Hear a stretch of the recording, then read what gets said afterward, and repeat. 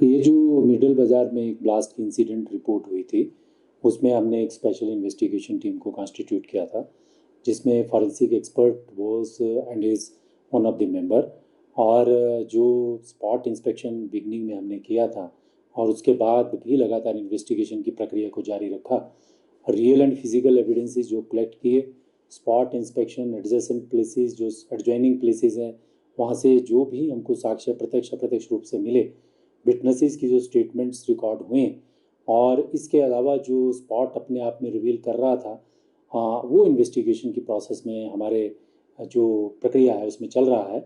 और अभी हमारे पास जो फॉरेंसिक की रिपोर्ट आई है उसमें ये स्पष्ट हुआ है कि ये जो ब्लास्ट हुआ था ये एलपीजी गैस का एक्सप्लोज़न था, उसके रिसाव होने की वजह से जो है ये एक्सप्लोज़न हुआ।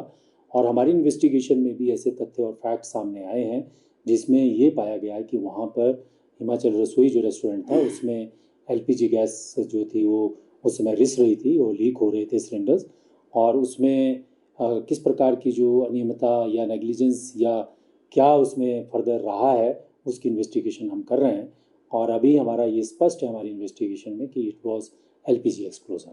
सर, उस समय जब धमाका हुआ था पुलिस ने काफ़ी अहम रोल भी यहाँ पर निभाया था।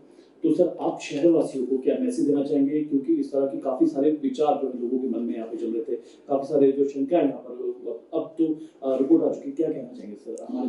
देखिए, इसमें दो बातें हैं कि पहली चीज़ ये है कि एलपीजी हमारे घर में कुकिंग के लिए यूज़ होती है, तो एलपीजी को हम इस तरह से अपना कोई फ्रेंड ना मान लें। It is a very flammable, बहुत ज्वलनशील गैस है। और इसके इन्वेस्टिगेशन के दौरान वेरी बिगनिंग में आउटसेट में ही हमने नगर निगम और जिलाधीश जो डीएम हमारे हैं उनको मैंने पत्र लिखा था मेरे कार्यालय से, जिसमें हमने ये सुजेस्ट किया था कि बहुत सारी ईटरीज़ हैं हमारे शिमला में, उन ईटरीज़ का जो है वो रूटीन इंस्पेक्शन होना चाहिए और फायर सेफ्टी की ट्रेनिंग होनी चाहिए। जो हैंडल करते हैं, किचन्स हैंडल करते हैं, उनको प्रॉपर ट्रेनिंग दी जानी चाहिए, क्योंकि शिमला बहुत भीड़ भाड़ वाला क्षेत्र है हमारा। यहाँ हज़ारों लाखों की संख्या में टूरिस्ट भी आते हैं और हमारी अपनी भी संख्या में लोग आवागमन करते हैं, बाज़ारों में आते जाते हैं। तो इसमें अनेक प्रकार की सावधानियाँ लेने की ज़रूरत है। उस विषय पे बीइंग पुलिस रिस्पॉन्सिबल अथॉरिटी हमने उनको लिख रखा है। दूसरा, मुझे आम जन से ये आह्वान करना है कि एलपीजी गैस या सिलेंडर्स को लेकर, कमर्शियल सिलेंडर हों या जो हमारे घरेलू यूज़ में होने वाली गैस के सिलेंडर्स हों, उनको लेकर के सावधानी बरतें और उसमें कोई भी लापरवाही बरतने की ज़रूरत नहीं है और उसमें असावधान रहने की ज़रूरत नहीं है, क्योंकि ये बहुत फैटल साबित हो जाती है, बहुत डेडली साबित हो जाती है। इसका जो रिसाव है वो बहुत ज़्यादा जो है फायर कैच कर लेता है और इसका मेल्टिंग पॉइंट ही -43 डिग्री पे है, 85 केल्विन पे है। तो इसी से आइडिया लगा सकते हैं हम कि एलपीजी कितनी वोलेटाइल और कितनी सेंसिटिव गैस है। ये मिक्सचर है बहुत सारे फ्लेमेबल कंपाउंड्स का, तो इसमें हमको पूरी तरह से सावधानी बरतनी चाहिए, एहतियात बरतनी चाहिए और सजग रहना चाहिए। अगर हम सजग रहते हैं, सावधान रहते हैं, तो इस प्रकार की दुर्घटना होने का कोई चांस नहीं रहता है। सर, दूसरा एप्पल सीजन सर शुरू ही हुआ। सर, पुलिस का क्या आगे इसमें रहने वाला, मदद भी करने की आपने बात की, पुलिस मदद करेगी सेल पहुंचाने?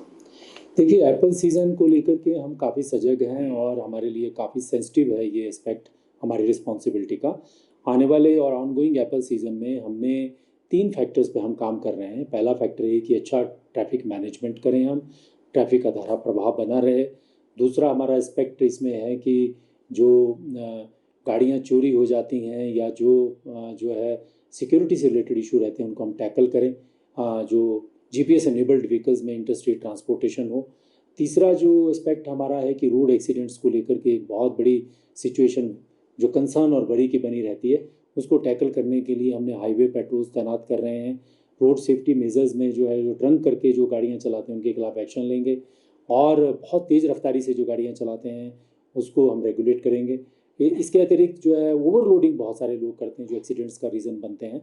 लास्ट ईयर का अगर मैं तुलनात्मक अध्ययन आपके साथ शेयर करूं, तो पिछले साल 130 से ज़्यादा केसेस रिपोर्ट हुए थे और 70 के करीब लोगों की डेथ हुई थी एप्पल सीज़न के दौरान रोड एक्सीडेंट्स में, और 247 या 250 के नंबर के करीब लोग जो है वो इंजर्ड हुए थे। बहुत बड़ी संख्या है जो रोड सेफ्टी से जुड़ी हुई है। इस दिशा में भी हम इस बार फोकस करेंगे और कोशिश करेंगे कि एप्पल सीज़न जो है वो लाइफ प्रॉपर्टी के पॉइंट ऑफ व्यू से बिल्कुल सेफ़ रहे, रोड एक्सीडेंट्स ना हो, ट्रैफिक जैम्स ना लगें और जो सिक्योरिटी है, थेफ्ट और जो नॉन पेमेंट्स को लेकर के, चीटिंग को लेकर के, फॉर्जरी को लेकर के, उसमें हम प्रिवेंटिव एक्शन लें।